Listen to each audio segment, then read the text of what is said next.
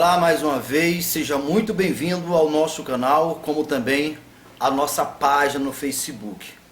Nós iremos estar falando nesse estudo, não só em um vídeo, a respeito de quem é Jesus, de quem é o Evangelho. E se você entender quem é Jesus e quem é o Evangelho e aceitar, aquilo que Jesus é, você será. Aquilo que o Evangelho é, você será. Porque o Evangelho, que é o poder de Deus, é o único poder superior à morte. Então, todo o propósito do Evangelho é exatamente libertar as pessoas da morte. E a morte, ela se manifesta dentro de quem tem como medo. Por isso que a palavra de Deus é muito clara em dizer: não temas, que eu sou contigo. Não temas, ó pequeno rebanho. Reduzido a nada serão os que contenderem contra ti. Isaías 41, verso 10. A palavra de Deus continua reiterando: o verdadeiro amor lança fora todo medo. O verdadeiro amor quer dizer, quando você compreender quem é o Evangelho, o verdadeiro Evangelho, que é o poder de Deus, e tendo no Evangelho crido, você saberá porque você vence a morte. E vencer a morte é vencer o medo que está dentro de cada um. Por isso, o verdadeiro amor, Jesus disse: eu sou o caminho, a verdade e a vida.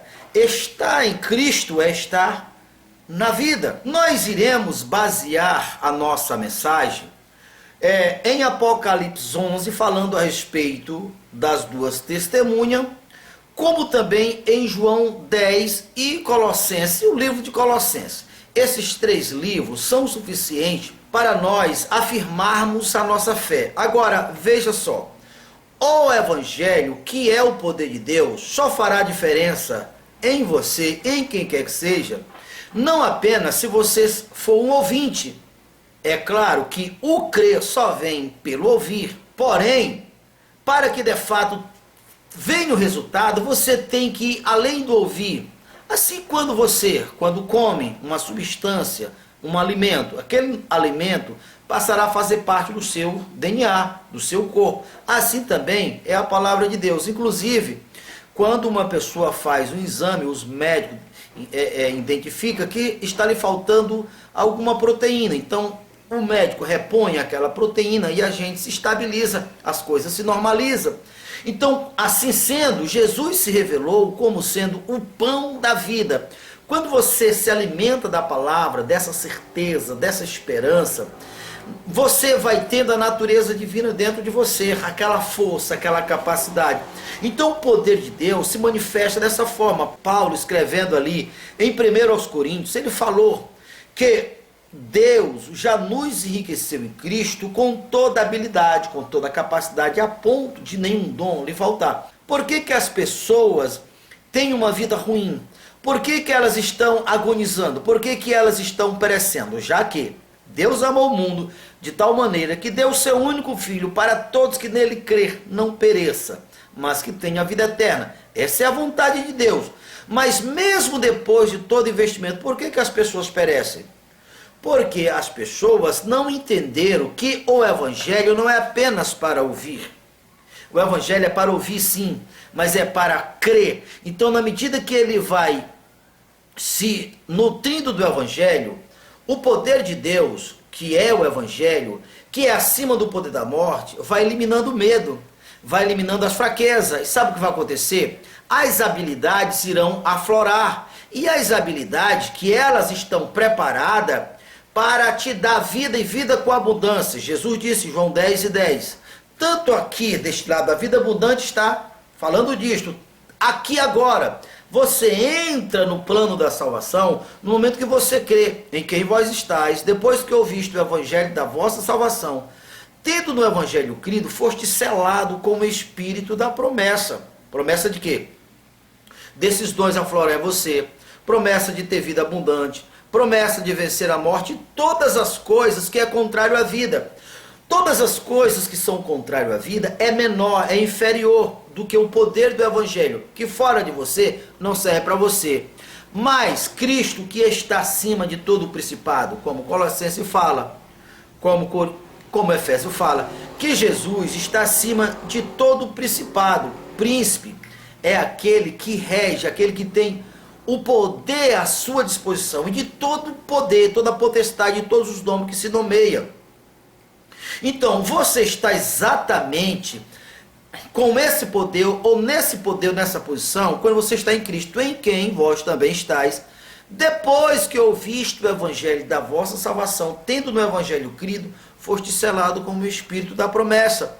É quando o teu interior é preenchido por essas convicções, por essa certeza. Certeza, convicções, confiança, é a mesma coisa que fé. Então, aquilo que a tua fé alcançou, aquilo o Pai te libera, aquilo o Pai te dá, aquilo o Pai fará. Porque o Pai, que é fiel, que é verdadeiro, não pode se tornar devedor a uma pessoa que crê. E quando uma pessoa crê, o céu fará. Jesus falou sobre isso ali em João. Se a minha palavra estiver em vós, e vós estiver em mim, pedireis tudo o que quiserdes, que vos será feito. Assim como o poder de Deus ressuscitou Jesus dentre os mortos, dentre aqueles que ainda estavam sujeitos à morte, isso porque ele morreu em obediência ao Pai para cumprir o plano da salvação. Então, quando ele cumpriu o plano da salvação, ele deixou de ser mortal.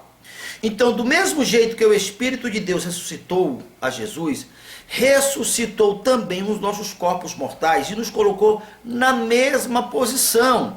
Essa posição, primeiramente, você entende pela pregação, pela leitura da Bíblia, pela pregação de uma pessoa, mas ele só de fato fará parte de você quando o seu interior estiver preenchido. Isso acontece, como Pedro disse, porque Deus lhe deu a natureza divina.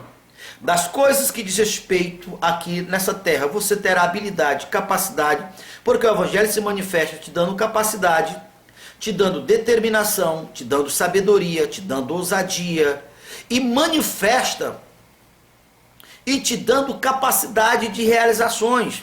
Então, o poder de Deus, ao estar essa posição, que em Cristo você está nele, juntamente com ele, e Cristo está em Deus, ao ser preenchido, você venceu a morte, você venceu a miséria, você venceu o medo, você venceu tudo aquilo que era contrário à vida, porque aqui está dentro do segredo do Evangelho. Se a alegria do Senhor é a nossa força, a tristeza que não vem do Senhor é aquilo que suga a nossa força. O reino de Deus, que não é comida nem bebida, mas alegria, gozo e poder no Espírito. Então, quando você está no reino de Deus, exercendo a autoridade acima de todo o principado, acima de toda a potestade, você tem alegria. E essa alegria é a tua força, a tua capacidade. Mesmo você sendo uma pessoa religiosa, mas você não tem essas revelações, em vez da alegria você tem tristeza, insegurança. Então, se você tinha um pouco de força, essa força vai ser sugada, porque a alegria do Senhor é nossa força, a tristeza que não é do Senhor suga essa força. Então, esse é o propósito do Evangelho. Como eu falei, nós vamos basear a nossa mensagem, o nosso estudo, e eu tenho certeza que você começará de uma forma e sairá em outra, você começará por baixo e sairá por cima, é baseado nesses capítulos, Apocalipse 11, João 10 e Colossenses, os 3 capítulos. Porque já que o crer vem pelo ouvir, eu vou repetir o que eu sempre tenho falado. Existem muitas pessoas boas, pessoas que até têm, de fato, cooperado para o crescimento da igreja, para a edificação da igreja. Mas nesse ponto do qual nós estamos falando, elas não têm entendido. E já que o crer só vem pelo ouvir, se eu cresço entendendo que o meu opositor é superior a mim, que o sistema, o anticristo, a besta e todos os governos opositores são superior a mim, então, em vez de gerar fé no meu coração, vai gerar medo, vai gerar uma fé contrária, porque a certeza é fé. Se eu tenho certeza que eu estou acima das potestades, acima da morte, então eu tenho um alvo a ser alcançado. Então todo o meu ser vai trabalhar para alcançar. E a minha força, a minha capacidade vai chegar até onde eu creio. Mas, se o contrário, como muitas pessoas falam, que principalmente no que diz respeito na grande tribulação, que nós, as testemunhas de Cristo, a igreja de Cristo, vamos estar inseridos e em cada final de cada dia que você não morreu, deve agradecer a Deus. Porque a condição para você ser salvo é: o inimigo com todo o poder, com toda a grandiosidade, vai chegar e colocando a espada no seu pescoço, e para você ser salvo, você tem que morrer, agonizar, dizendo eu creio em Cristo, é a condição. E não é isso que a palavra de Deus está falando. Nós iremos estudar sobre o assunto, e eu quero enfatizar já, ali no capítulo 10, aonde Jesus mostrou que ele é o bom pastor, e que o bom pastor dá a vida pelas ovelhas, e que ele, Jesus, que é o bom pastor, que dá a vida pelas ovelhas, ele deu porque o Pai lhe assegurou, lhe garantiu. Lhe garantiu o quê? Que ele, o Pai, é superior, é maior, e que ele, Jesus, daria a sua vida, mas que depois ele, o Pai, o tomaria de volta. Que foi exatamente isto que Jesus disse. Jesus disse: esse mandamento eu recebi do meu Pai, eu entendi e sei que é preciso que eu morra. Eu, como um justo, eu devo ser condenado como culpado, como malfeitor, como bandido, como pecador, primeiramente para que seja produzido testemunho dos meus inimigos, dos líderes desse mundo, dos governantes desse mundo.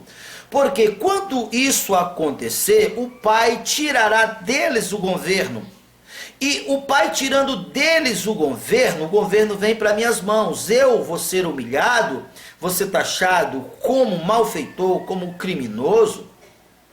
Mas para esse propósito, para que quando o Pai tirar o governo sobre ele, eu vou ressuscitar como Rei dos Reis e Senhor do Senhor, todo poder vai ser me dado, que foi exatamente isto que Jesus disse quando ele ressuscitou em Mateus capítulo 18, em Mateus capítulo 28, o verso 18, todo poder foi me dado nos céus e na terra.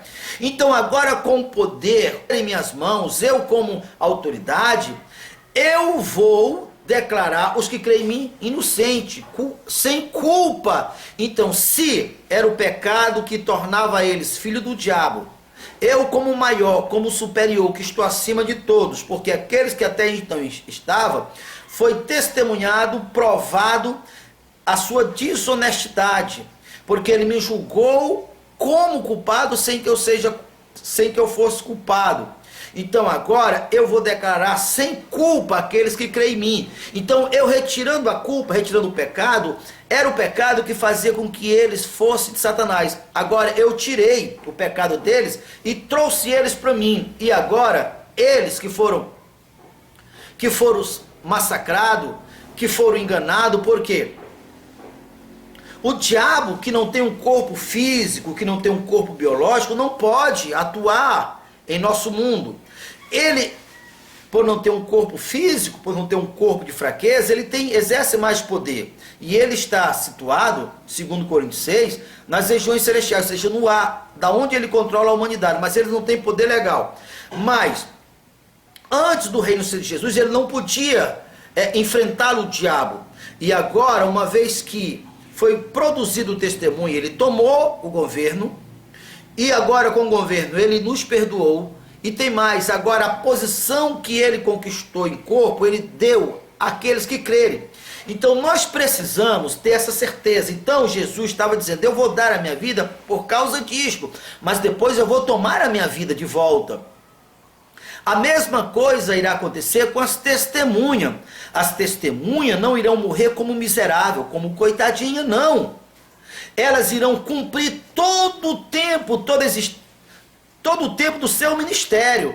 Só depois que ela cumprir o tempo do seu ministério, é que para esse propósito, mesmo propósito que Jesus deu a vida, porque ele é o bom pastor, para salvar, e o Pai assegurou que tomaria de novo, as testemunhas irão dar a vida delas por essa mesma razão. Por esse mesmo motivo, primeiramente, porque elas confiam no Pai, e o Pai confiaram nelas. Elas irão dar a vida porque elas decidiram dar a vida. Não porque o diabo é maior, não porque o anticristo é maior, não porque o inimigo é maior. Porque elas quiseram, porque tem um propósito proveitoso, tanto para eles, como para aquelas pessoas que irão ser salvas em massa.